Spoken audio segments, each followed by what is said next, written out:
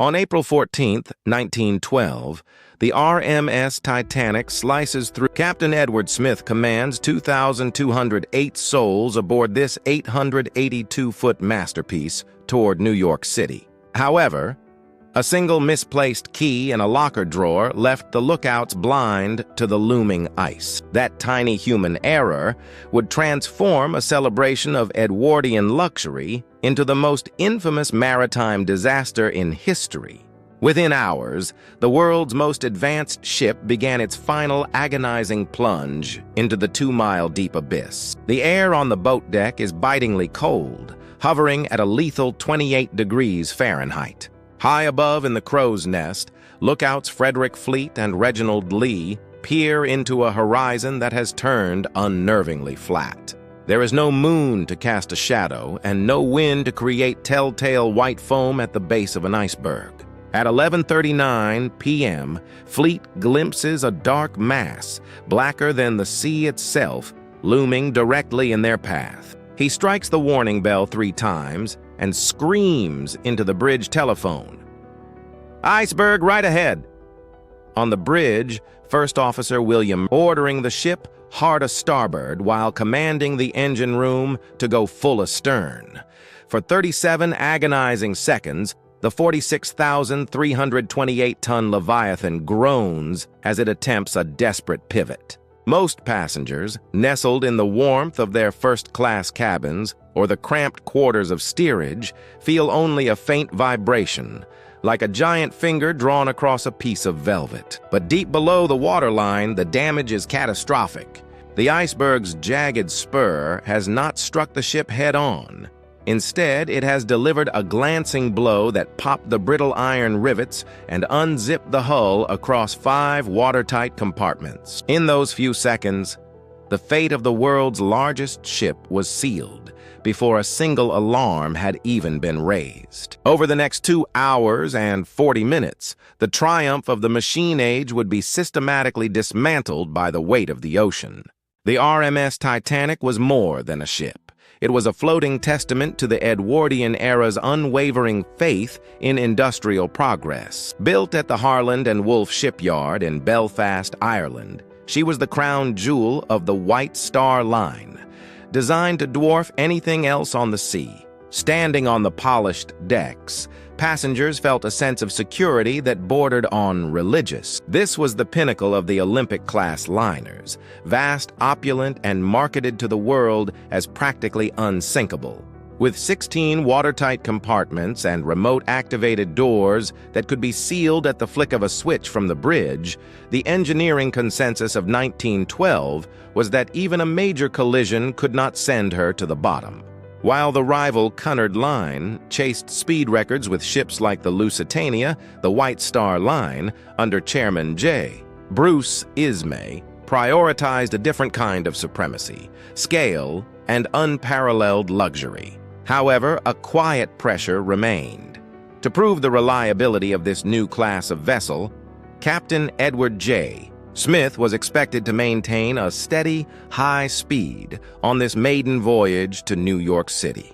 This desire for prestige created a dangerous momentum as the 46,328 gross register ton vessel steamed through the... On April 14, 1912, the air grew biting, but the sea remained unnervingly flat calm.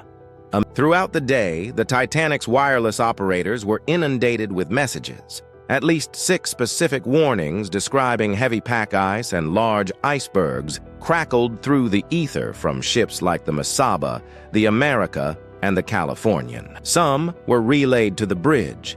Others, including the most critical final coordinates, were set aside by operators busy processing a backlog of private passenger telegrams. But there was one detail that didn't make sense, and no one noticed it yet. Despite the mounting evidence of a massive ice field directly in their path, the Titanic did not slow down. Captain Smith trusted in the ship's robust design and the sharp eyes of his lookouts, Frederick Fleet and Reginald Lee. The Edwardian belief that man had finally conquered the elements was about to face a brutal reality check. The unsinkable ship was accelerating toward a graveyard of ice, blind to the specific mechanical and human failures that were already aligning against her in the darkness. Deep in the bowels of the ship, the situation was already hopeless, though those on the Thomas Andrews, the chief naval architect from Harland and Wolfe, moved quickly through the flooding lower corridors with Captain Smith. He knew every bolt and rivet of his creation.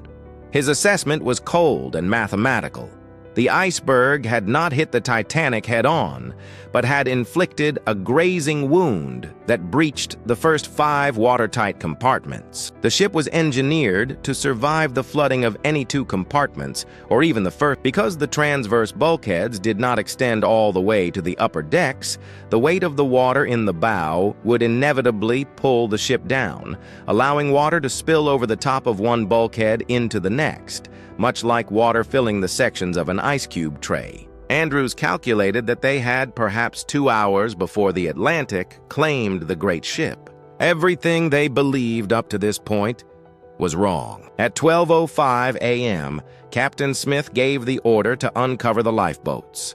The reality of the Edwardian class system and outdated Board of Trade the Titanic carried only 20 lifeboats, 14 wooden boats, 2 cutters, and 4 Engelhard collapsibles. Even if filled to their maximum capacity of 65 people each, they could only hold 1,178 souls, leaving over half of those on board to the mercy of the 28-degree water. At 12:45 a.m., lifeboat number 7 was the first to be lowered. In the confusion and the initial disbelief that the ship was actually foundering, it left with only 28 people on board. As the bow settled deeper, the angle of the deck grew steeper, and the atmosphere shifted from orderly evacuation to desperate survival. By 2:10 a.m., the sea reached the bridge.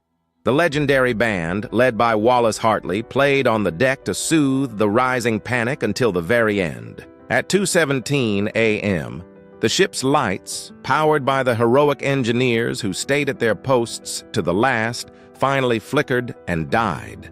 The immense stress on the hull caused the Titanic to snap in 2 between the 3rd and 4th funnels. The bow began its 2-mile plunge to the sea floor, followed briefly by the stern, which stood nearly vertical, before sliding beneath the waves at 2:20 a.m., leaving some 1,500 people in the freezing darkness of the North Atlantic. The first light of April 15th brought no warmth, only a cold gray illumination of a silent Atlantic graveyard. For the 712 survivors shivering in 20 small lifeboats, the horizon finally offered a silhouette of hope: the RMS Carpathia. Captain Arthur Rostron had performed a navigational miracle, pushing his ship through the ice-strewn darkness at a staggering 17.5 knots, well above its rated speed, to reach the Titanic's final reported position. At 4:10 a.m., the first survivor, Elizabeth Allen, was pulled onto the Carpathia's deck. For the next several hours, the crew hauled up the grease. They found boats half empty and a sea. When the Carpathia finally turned toward New York with its heavy cargo of grief, the magnitude of the loss began to set in. Over 1,500 people, including Captain Edward J. Smith and the ship's architect, Thomas Andrews, had been swallowed by the sea. The aftermath was a whirlwind of public mourning and political fury. In America, Senator William Alden Smith launched an immediate inquiry at the Waldorf Astoria, followed closely by Lord Mersey's British Wreck Commissioner's inquiry in London. The findings were a searing indictment of Edwardian hubris. It was revealed that the British Board of Trade's safety regulations were dangerously antiquated, based on a ship's tonnage rather than its passenger capacity. The rules had not been revised since 1894. A time when the largest vessels were a fraction of the Titanic's 46,328 gross registered tons. This legal loophole allowed the White Star Line to provide lifeboats for only 1,178 people, leaving nearly half the souls on board with no means of escape. Investigators also scrutinized the heartbreaking failure of the nearby SS Californian, whose crew watched the Titanic's distress rockets but failed to wake their wireless operator. But what investigators discovered next changed everything. While the lack of boats determined who lived, the inquiries began to pivot toward the final moments on the bridge to understand why the ship struck the ice at all despite the warnings. What happened in those final seconds was a chain of human error masked by professional pride. But the most devastating revelation was still to come, involving a secret. The investigations that followed the loss of more than 1,500 souls on April 15, 1912, eventually narrowed the catastrophe down to a window of less than 1 minute. Modern maritime analysts call it the 37-second verdict. This was the precise amount of time between lookout Frederick Fleet's frantic 3-bell rings and the grinding vibration of ice against steel. In those fleeting moments, a sequence of tiny, seemingly insignificant human errors converged to seal the fate of the Titanic. The first error occurred days before the ship even left Southampton. A last-minute officer reshuffle saw Second Officer David Blair removed from the voyage. In his haste to depart, Blair accidentally kept a small brass key in his pocket, the key to the locker containing the crow's nest binoculars. Without these glasses, Fleet and his partner Reginald Lee were forced to scan the horizon with the naked eye. On that moonless night, the sea was flat calm, meaning there was no white surf breaking against the base. By the time the dark mass was visible to the unaided eye, it was already too late.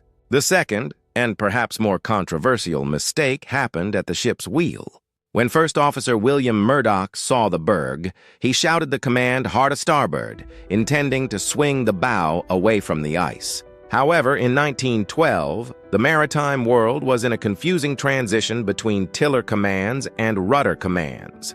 Under the old tiller system used by the White Star Line, a command of starboard meant turning the wheel to the left. Testimony from the descendants of Quartermaster Robert Hichens suggests that in the sudden, blinding panic of the encounter, Hichens may have instinctively reverted to the newer rudder system, momentarily turning the wheel the wrong way. While this remains a point of historical debate, the result was a grazing impact that breached 5 watertight compartments. Had the ship struck the iceberg head-on, the bow would have been crushed, but the Titanic likely would have remained afloat. Instead, the 300-foot series of punctures doomed the Unsinkable liner. Out of this immense tragedy, however, came a global transformation in maritime safety.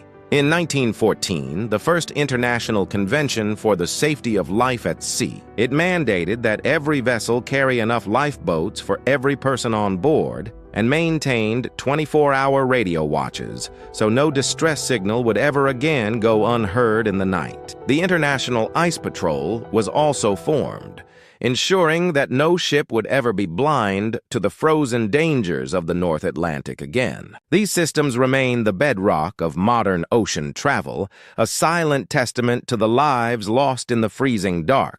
We owe it to the victims to learn from their tragedy and ensure subscribe so these stories of human error and endurance are never forgotten. Share this to spread awareness and honor the memory of the Titanic.